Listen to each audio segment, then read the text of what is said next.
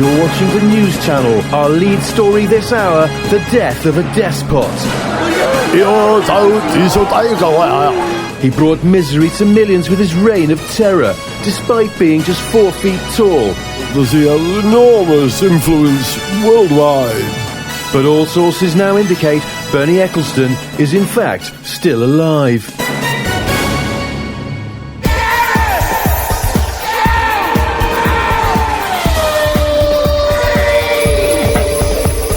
Hello, and welcome to Gareth Jones on Speed. Standing to my right, the man who puts the sniff into petrol, Richard Porter. Hello. To my left, a man so detailed not even his mother can understand him without a scanning electron microscope, Zog. Hello. And I'm Gareth. Strangest introduction I've ever... Well, if you want an even stranger intro, I could introduce us in terms of the cars that we drive. For instance... Ladies and gentlemen, you welcome, please, the largest capacity 4-cylinder engine of its period, Zog. Yeah, that's right, yeah. And a man employing a twin-cylinder engine with some sort of air-breathing technology in the combustion head, Richard Porter. Yeah, or his supercharger forces more air into all 8 cylinders. Take your pick. Yeah, which one? So what would I be? Fantastically detailed door hinges. Me? Mr. Gareth Jones. Yeah, you're not wrong. Very detailed. Yeah, It's they did well. And a lovely Cantilever. sound when it closes, Yeah. good solid... Yeah. Yes. Oh, yeah. Actually, ladies and gentlemen, his panel fits are extraordinary, Mr. Gareth Jones. So welcome to the Gareth Jones on Speed Christmas do. Hey! Woot, woot.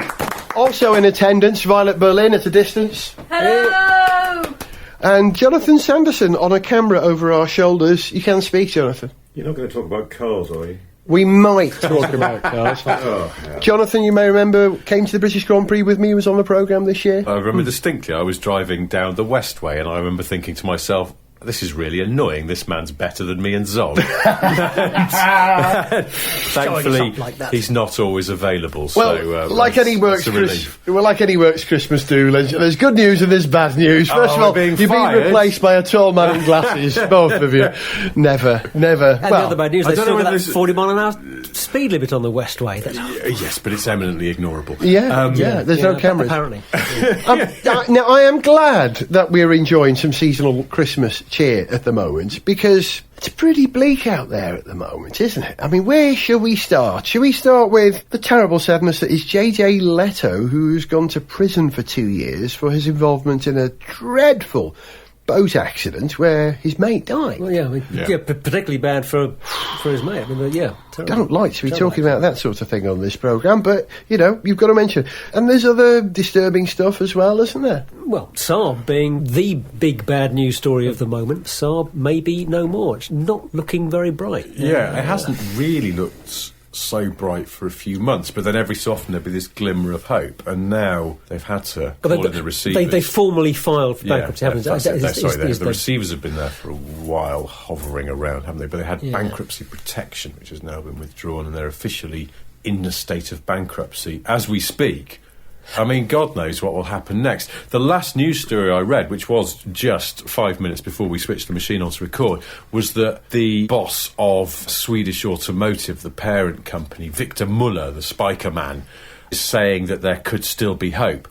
I'm starting to think that Victor Muller is quite mad, because he's been saying these things throughout. But I suppose the real thing is that this is now, what are we, on the 19th of December we're recording this. So we're less than a week from Christmas, and these people who work at Saab have just got this final sort of confirmation that they ain't going back to work anytime soon. And a friend of mine was talking to someone at the Saab UK head office today, which has been in receivership for a few weeks now. The UK arm sort of officially called in a receivers and declared bankruptcy slightly before the main factory. And she was saying, oh yeah, I've put all my stuff off my desk into a box. I'm assuming I'll be asked to leave the building at any point. Wow. But I don't know until that point, because she works in the sort of press and PR and marketing department, that they're just sort of plugging on. They're just kind of sort of doing from day to day, really. Yeah, I saw somebody at Car Magazine, a guy called Greg Fountain, who's one of the writers at Car Magazine, has had a 9.5 long-term test car. And I saw him on Twitter last week saying that finally someone had rung up and said, we're going to need that car back, please. Because I remember when MG Rover went under. We need to flog it. Well, they need to flog it, exactly. To The thing, they just pay- need to get rid of, they're counted as they've got assets, debts, aren't then, they? yeah. To They are, yeah. pay for the car plant workers who haven't been paid for the last month, that's a couple of people's wages, isn't it? Well, exactly, Swedish yeah, rates, that's the thing. yeah. I don't know, and it's really weird. I work for a company that went under, and if you're owed salary, you become a creditor, but then you receive all these documents through that list the people who are creditors, and then you'll suddenly discover, as I did, You don't that inexplicably come- yeah. the company that I work for owed something like 10 grand to Waitrose. Like, what were they doing Wow. at Waitrose? And the fact that they owed me a few £100 was on either here nor there. You realise you're not going to get it back. Saabs were the same. They probably owe AC Delco or Bosch or someone like 500 grand. Yeah. So And they're you're gonna owe some bloke who a used to bunch fit of, headlinings. tax, You're not going to get your money for a they'll long revenue time, a if bunch at of all. money. We're acting as though we're surprised, but if I remember, there was a similar scare about Saab. Try saying that with my lisp. There was a similar scare about Saab just before Christmas last year. They realised that the factory was going to be put on hold out of production, if I remember. So these poor Scandinavian people. I mean, But it's okay, there's plenty of job opportunities in melodic pop music and pornography. Oh, well, see, that balances out, Is that doesn't so? it? Where Yeah. does that thing come from about the Swedes making porn? Is that like from the 70s? It's a bit of a 'Cause- something. Yeah, I think the focus of the porn industry has moved somewhat away from Sweden in the last couple of decades. But hey, they've still got the pop thing now. Was it because they So were very curious- early adopters of central heating, ergo it was very easy to get your kit off indoors Oh, and not it- feel the chill? I think they needed to stay warm in some way and get the blood Well, they temperature and decided the pressure up. best way to really get the blood flowing is to not only have sex with people, but to do it on camera. They were just ahead of the game in terms of that sort of healthily sexually liberated thing, I think. The melodic Just- pop just- music just- thing still stands, though, because Oh, yeah. a great deal of excellent pop music comes out of Sweden. Yeah, So, yeah. Where are we going with this? Well, But apparently that's- we're going to ABBA and Robin at the moment And being lovely being Robin, He's doing yeah, a the lot most of good work. fantastic. Yeah. That's where Saab went wrong. They should have branded their cars more clearly. Nobody got the 9.3, the 9.5 thing, right? They should have gone with Swedish Agnetha, icons. the Saab Agnetha, the Saab the Saab Agnetha. Benny, Saab Benny. The Saab Robin. Saab Yeah, Robin. that's quite a Saab nice- Robin with a Y, as she does spell it, is not a bad name for a car. What was the name of that group It sounds who a bit did, like Reliant. But I guess Robin Rely, wouldn't that always be? Yeah. Barbie Plastic, but she's a Barbie Aqua. girl. Aqua. They were Danish, and also Zog, I'm going to have to pull you up on something. I'm sorry, mate. Go on, It's not what? Robin Reliant, it's Reliant Robin. Yes, I've killed Are you sure you the didn't say that? Sorry, did I say that? I'm sorry, I apologise. I know you wouldn't No. normally. I apologise unreservedly. I accept the correction. Yeah, I know that you would- you Yeah, know. no. Don't make me say less when it's supposed to be fewer, because I know that'll Yes. get you in the same way. I can't. Or I'll get a Star Trek reference wrong and annoy both of you. That's the kind of scattergun approach I'm prepared to take to maintain standards here. Thank you for being a pedant. I appreciate it. But Shall I say something about the ADL No, don't, 91 no, then? to annoy you? there wasn't one of those, so stop it. As per the Works Christmas Do, things have already... Are we getting a bit boozy and having a fight? a bit out of control. I'm going to snog our administrator later on behind Okay, I'm the... just going to steal a load of Tipex and then photocopy my arse. I'm going to go and sniff some of those marker pens in the corner, I think. Again?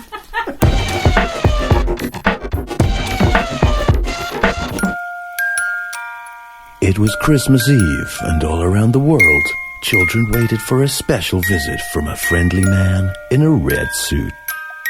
What am I doing? Remember to deliver the presents, Felipe. What? Felipe, Santa's sleigh is faster than you. Can you confirm you understand this seasonal message?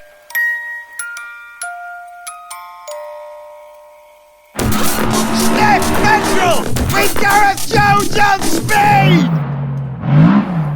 It's supposed to be the season of happiness and joy and all Tis that the stuff. season to be jolly. It's the season to be Dom Jolly. If you're Ted Kravitz from a certain angle, do you not think? Do you think? Ted Kravitz from a certain angle, Dom Jolly. Maybe. Phone him up and see if he gets a phone and goes, "Yeah, I'm in a pit lane!" Then you'd know, wouldn't you? It is the season to be jolly, but we're dwelling on the misery of the last 12 months and the misery of the last couple of weeks, really. There's been some terrible, terrible things It's happening. just been, it's only the last 10 days, if that. Everyone's getting the Oddly. bad news out of the way. It's, I know. I was also something else I was going to raise, apart from Saab and apart from JJ later, was that Renault have just announced that they're basically I was going to say halving their British range of cars. Not And cutting a lot of dealers as well, halving aren't they? their range, yes. Well, hang on. Let's just look They're at gonna exactly keep what they're making doing. them. They're not going to bring the Espace into Britain anymore. No. Which I think is just a surprise. But are you not surprised the Espace was still on sale? Because It's ever such an old car. But I was looking at one the other day and still thinking, and if I may use this term, for a French car, it looked very avant-garde. See what I did there? it looked a little bit avant-team as well. It looked a little avant-garde. Wait, it had a slight bend in the middle where it did not have the strength to support. Yeah. But that's part of the weird thing, is that the Espace had become based on a Laguna rather than being made by Matra. Yeah. on There's the a steel Aventine. monocoque now instead of the Yeah, old. and it was still, as people carriers go, Gorgeous. a I fine seriously thing, thought. yeah. Renault, in their own mind, I think, thought of it and said explicitly, some boss of Renault said, we want to make the Espace the Range Rover of people carriers, so that it's seen as the real sort of prestige option. But of course, it's still Fair enough, Renault, well- and you realise how much you're going to pay Well, for a Renault. Yeah, well, that is a problem for that, and the other problem in that whole market is surely that there's so much more competition for Yeah. people carriers, and it's not going to be the one you get if you're after the best value people carrier. No, and that's the thing. A lot of time when people want a people carrier, they just need a lot of metal for their money. It's why, like, the old Kia Sedona used to sell very well, and various sort of Although things of that ilk. I think there is a gap in the market for more premium MPVs. There are very few premium MPVs. The only one I can think of is the wonderful Mercedes R-Class. As I always joke, it's not only the best premium MPV, it's the only one. You know, the Chrysler Voyager is not there. You're not going to do it if it's a Renault. But if you took that platform and resold it as an Infinity MPV... Yeah, but what are you people doing really with these do- things? Because actually, if you're I'm not looking convinced with by what this you'd call like a idea, though. 7-seat premium MPV, what you're going to buy is something like a Volvo XC90, which does that thing more convincingly. And if you actually just need to shift people around because you're a posh hotel or something like that, you'll buy a Mercedes You will. Viano You will. Yep. or a Yep. Volkswagen Transporter, and you can get those really specced up with leather seats and those captain's chairs and all that gubbins. Yeah. Yep. And you put on the appurtenance of luxury onto basically a van, but it has a lot of space, and space is, after all, one of the greatest luxuries that you Indeed. can have. Thank you. Ford Motor Company launch of Galaxy. Did they say that? That was their slogan for the launch. Space, the ultimate luxury. And I've always agreed with them. Really? I thought you would. thought space was the final frontier. That too. Oh, yeah. It's the ultimate luxury. I should have It's got the that wrong just to irritate It's you. the final frontier. And of course, the other thing about space is it's really, really big. As Douglas Adams reminded us. You may think that going down to the shops is a long way, but nothing to space. Yeah. All right, so Renault, we've lost the Espace. No surprise we've lost the Laguna. When did you last see a Laguna? Oh, I couldn't see the Lagunas. They were hidden by all the Ford cars. Do you ever see a Ford Cars car as well. on the road? Yeah. No. Oh, what, the new shape one? Yeah. Oh, very rarely. Yeah, exactly. I thought about buying one, actually, and I talked to someone at Ford and said, have you got any ones that you're selling off ex-demos and stuff like that? And they actually went, wouldn't you rather have a Fiesta? It's cheaper, isn't it? Well, It's close. It seems like even Ford don't like the cat. But then, I guess they're probably paying quite a few quid to have each one made by Fiat in Fiat's Polish factory, so it's in their interest to try and sell you a car that's made in one of their own factories, make more money on it. The Ford cars, I prefer to call it the Polski Ford.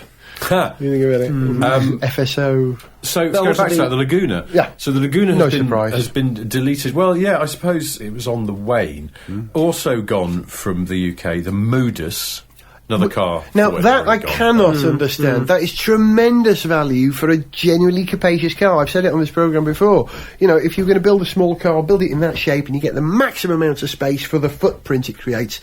Genuinely Very smart clever. car. But the Nissan Note, which is the same Yeah. platform underneath, does a better job and is nicer to drive. Yeah. And feels better made. And how much does it compare on price? It's Oh, they're cheaper, about the isn't same. it? I mean, that's, Nothing, obviously is it? those notes, I reckon they're practically giving them away. This is one of the things. On the back of this announcement, with Renault saying we're getting rid of all these cars in the UK, and it is important to stress they're getting rid of them in the UK. They're still making them. Yeah. But a lot of the time, they've just decided it's not economic to make them in right-hand drive anymore because Renault UK hasn't been making any money.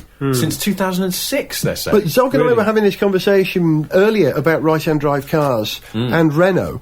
OK, where do Renault sell cars? Continental Europe, where it's all left-hand drive. Any other territories that they might be strong, Africa is mainly right-hand drive. But Nissan have got Africa, not Renault, as it were. South America, there's some Renault in South America. Yeah, Renault do all right, though. But there's a lot more of Nissan in South America. Look who runs the company at the moment.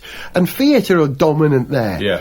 So that leaves, Australia and South Africa?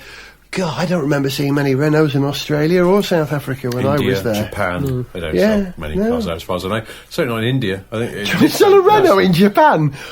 Hello, Mr. Sasso. What car would you like to buy? Oh, Hyundai car with unpronounceable letters. Very hard for them. One of the car news websites was claiming that they're going to make a decision quite soon on there's a next generation Laguna in development, whether they even bother to make it in right-hand drive at all. Because if they decide relatively early in the development process, they can save themselves a fortune. You have to order the tooling for the right-hand drive dashboard and all the commensurate bits and bobs and brackets and all these things that are different for the handing of the car. They've saved themselves a packet doing that. But it's interesting that they're not making any money in the UK, because We like Renault here. Well, they sell a lot of Clios and they sell a lot of Meganes and Scenics particularly. They sell a lot of those. But I think it's because if you ever go to one of the car supermarkets, certainly where I used to hang around them quite a lot years ago, when we used to do a lot of items on old Top Gear, always Renaults and Citroens with a pile 'em high selling cheap stuff. Pre-reg. Remember when pre-reg was the buzz phrase? Yeah. Car manufacturers offloading lots of stock quickly, cheaply. And then they tried to sort of outlaw it to a certain extent, but Renault then went into a lot of finance deals. It was always, if you looked in the local papers and things, Renault doing 0% finance on their cars. I remember, And Fiat with the well, others. because of course the finance Once you market signed the deal, contracted. What's the thing? But it was a way of getting cars shifted. But now that people can't get credit so quickly and so easily, it's obviously hit them because they can't offer that. And I don't suppose they've sold many of the Wind Roadsters, No, which the Wind's which being they've also deleted cut. as well, Yeah, they yeah. did that. 'Cause I don't think I've seen I any of saw those. one. I saw one the other week on Church Street here. It looked really sweet, actually. You know, it's a good car, but I Dreadful just name. haven't actually seen any on the road. Terrible name. And Yeah. What have you Renault got? Flatulent. I've got Wind. What do you drive at the moment? I have Flatulent. Oh, really? Oh, you have Wind? I'm sorry, what's that smell? I apologise. It's my Wind. That it doesn't matter if the product's good enough. We forget what it could mean, and we think, well, it does mean, like the Wii, the Nintendo Wii. I mean, everyone made all the jokes about that when that came out, and now people think of the Nintendo Wii. A very good and intelligent that's point. true. Yes, you're right. Yeah, yeah. So the absolutely. product is basically not strong enough to transcend the underlying meaning of the word. Is that what you're saying? Yes. That's exactly In what this I'm case. saying, but not in Really? that voice. Yeah. So sad. That's true, because do you remember also that awful time when Vauxhall tried to sell the Pooey bumholes? Yeah, didn't work, did it? Didn't work, even though it was a very good car. Yeah. Or do you remember the Rover slightly disappointing? I think it was called the 45 in production. Oh! Code name. Final thought. Sorry, yes, go on. Well, I had a final sort of probably an irrelevant final thought, but while we're doing our gloom hour, as it's turning into, another sad thing, I'm going to be very quick on this, but another sad thing that has happened in the last couple of weeks. Up at the Rover factory, old Rover factory, Longbridge, there's a building called the Flight Shed. It was built in the Second World War to build fighter aircraft, and it had a self-supporting steel-framed roof designed by Barnes Wallis of Bouncing Bomb fame. Geodesic. Yeah, beautiful structure. The Wellington bomber. I've been in that building. It's an incredible roof, and latterly it was the home of Rover's test and development department. But under the new Chinese owners, they weren't really using it. And as of last week, it's being knocked down. So on my way through Birmingham last week, I drove by it to have a look and took some pictures. From the outside, to most people, it just looked like a sort of horrible old hangar. But actually, if you peered through the upper windows, you could see this beautiful lattice-structured roof. And it was quite an interesting building, and a lot of things happened there if you're a bit of a British car industry. A bit of history, a great bit of engineering. Yeah, well, it's gone. I mean, as we speak by now, probably almost all of it's gone. It's really sad. Wasn't a listed building, though. No, it's one of those ones where I think someone like obviously English not. Heritage went, oh, that's interesting, please don't do anything to it. But they hadn't, But they no didn't actually slap enforceable an order on it. order. So, yeah, you- and it's you know, gone. great I mean, show. the roof has already gone. The roof, I could see, the roof was gone. That's it. So, Well, that was the You intro. could have predicted that, but we did actually predict the Renault thing. Do you realise this? did we? Yeah. A few episodes ago, and I'm sure there are some on-speed super fans out there who'll remember this, we were making some gags about Fiat not being able to sell any cars over a certain size. Yes, this is true. And we added to that, oh yes, and of course Renault and anything bigger than the Clio in there as well. Yeah. So we may have Well, predicted... one final sentence, I promise this is very, very quick. People are also cutting their car range to a point where you think it's almost untenable. Alfa Romeo, do you know how many cars Alfa Romeo, to how many models Alfa now sell, not just in the UK like Renault, but worldwide?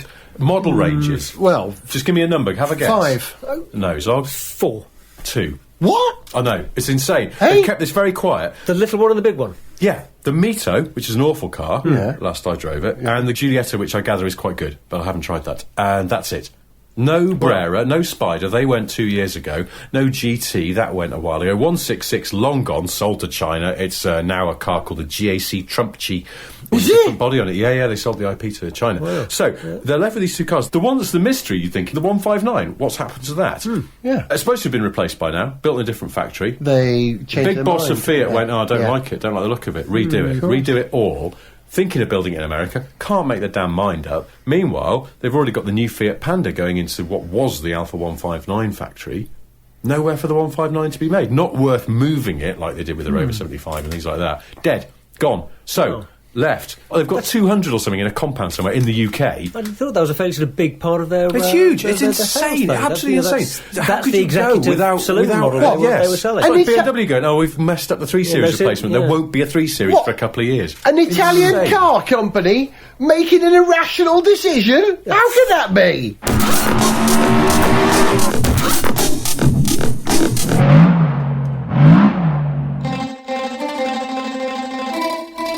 What?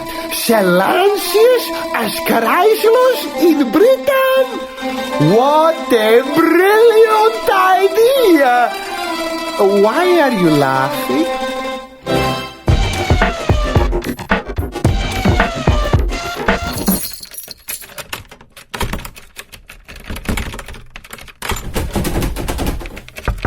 Oi, Mrs. Head! Patrick's home! For Christmas! Bloody hell! There's holly all over the banisters! I'm gonna get rid of this! Ouch! My hand! Who designed holly? It's too pointy! Bloody hell! What's this coniferous tree doing in my house? I don't want this! I'm gonna throw it out! Ow! Now there's a novelty angel stuck in my eye! Bloody hell! What's this fruit-based pudding doing on the table? I'm going to eat it! Oh!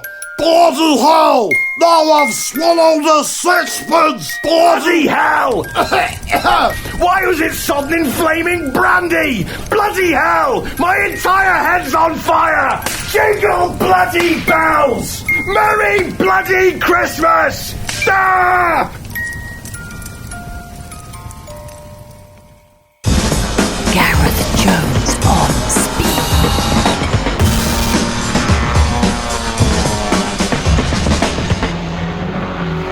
Ladies and gentlemen, will you please welcome the 2011 Gareth Jones on Speed Festive Quiz? Your quizmaster, or quiz mistress in this case, television and now podcasting's Violet Berlin. Thank you. Although actually it's not my quiz, it's another quiz sent in by super listener Dave Stebbings. Do you know why he's a super listener? He listens harder than anyone else. He really, really listens to all the words. Yeah, he heard that. Most listeners wouldn't have heard that. Hi Dave.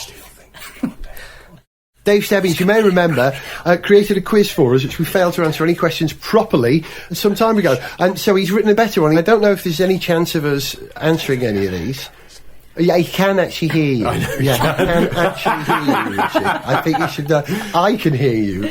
Is this the second quiz that he It sent is. in? Yeah. So he's almost slipping from super listener into ultra listener. Ultra listener. And super quiz setter.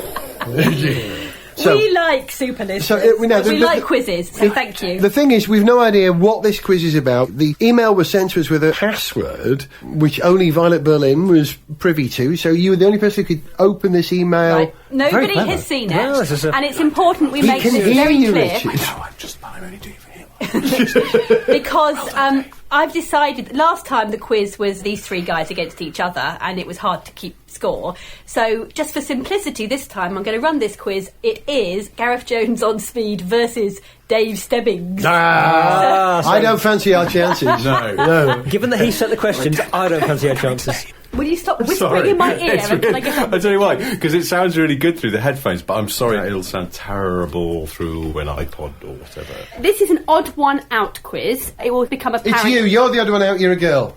Right, okay, but no points for that. That was one of the actual questions. I went off early. Too easy to tell. It's like the Have I Got News For You sort of news quiz where they give you 4 things and they're all kind of connected, but one of them isn't really as connected as the other or isn't connected at all. Okay. Okay, so the first question...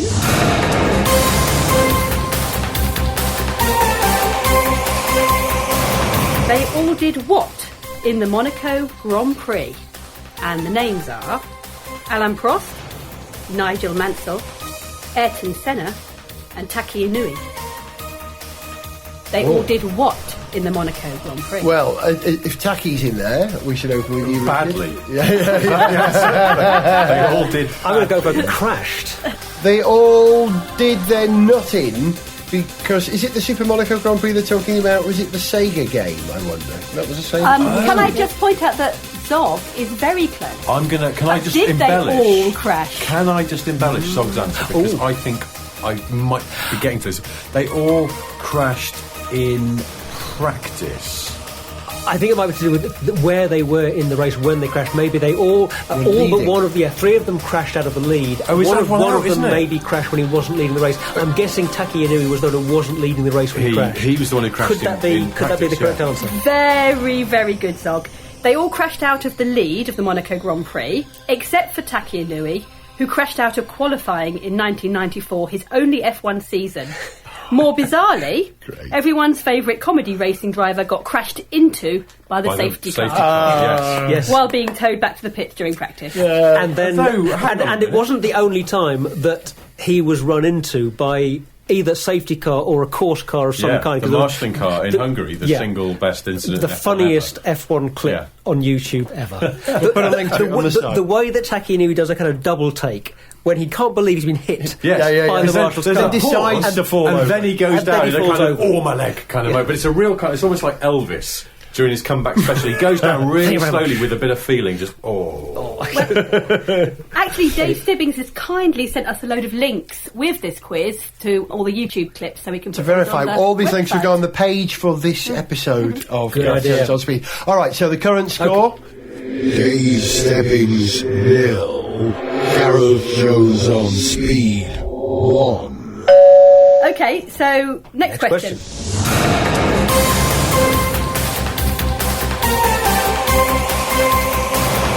Which car appeared in these films/TV series? Oh, right, here we go. If you remember correctly, the last time we did a quiz... he made up some detective called Badger or something. That's right, It was patently fictional. Who drove a Sinclair C5? Go on, so... Let's see, which car appeared in these? Gone in 60 Seconds, The Italian Job, Goldfinger, Herbie Goes to Monte Carlo. Right, it's a tricky one, that. Okay, in reverse order. Well, Herbie, obviously, a Beetle. Is it the Series 2 Beetle, would it have been? If we're going to be really finicky about it. Before the 1303, wasn't it? Herbie. Hate Beetle. Do you? No. How can you hate a Beetle? That's like hating your mother. No, I think it's because they're awful. We're going to have to get back on topic because this could be a very long rant discussion. In their day... Possibly more than one.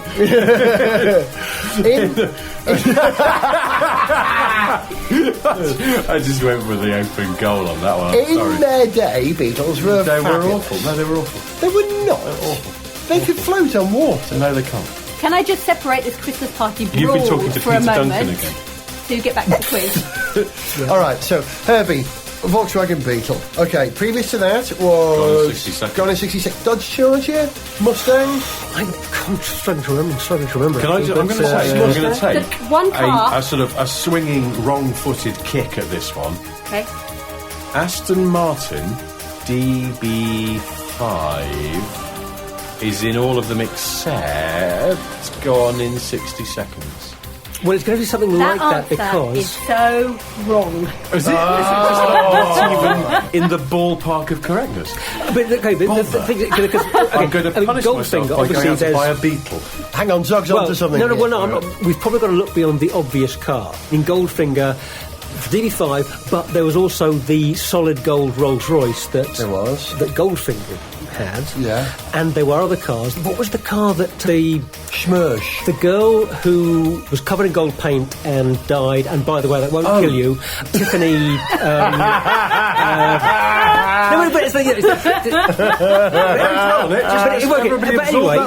Move on. It's a fact. Zog said it. The car... Mustang. It was a Mustang. Yes. Mustang. Yeah. Oh, hello. I need to stop you. The reason, let me just tell you, that the DB5 was so wrong, because that was the decoy car. That was the film that didn't have the car in it that was relevant. Right. So, basically, what car links Herbie Goes to Monte Carlo, The Italian Job, and But Gone there in was an 60 Aston in The Seconds. Italian Job, because that's Michael Caine's car.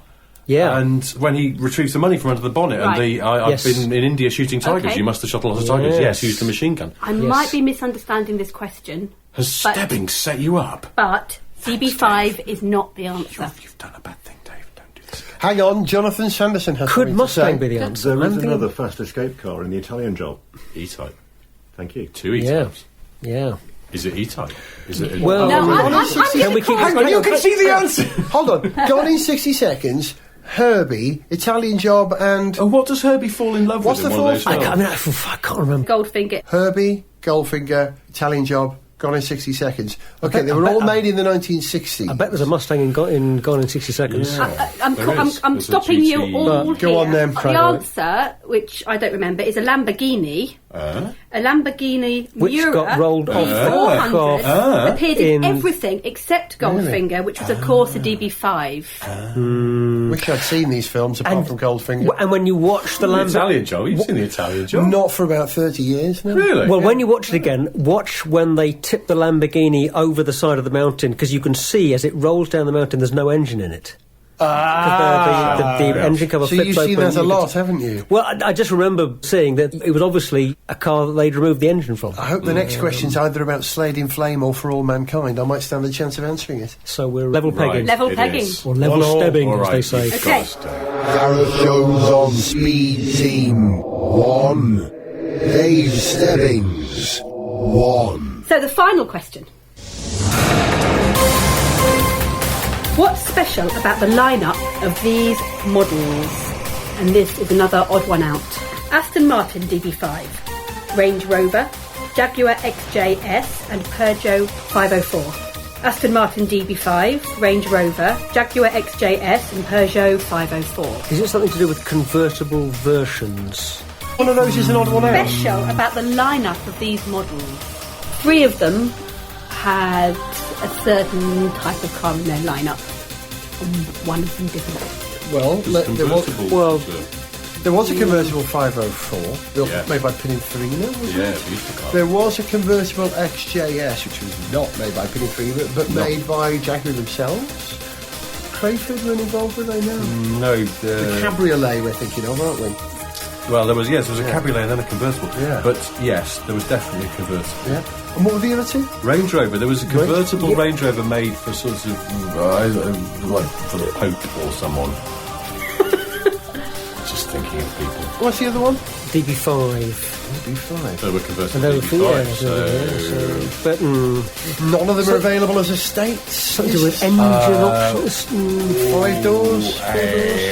what about? Oh, right. There was Now I don't think this is the answer, but they were all made with 4-wheel drive, but not for production except for the Range Rover, which was. Gareth, you asked for a question aimed at you. Yes. Oh, shooting brakes. They were all made available as shooting brakes. Yes. The Lynx event being one. The DB5, there was a version. There was a one-off release.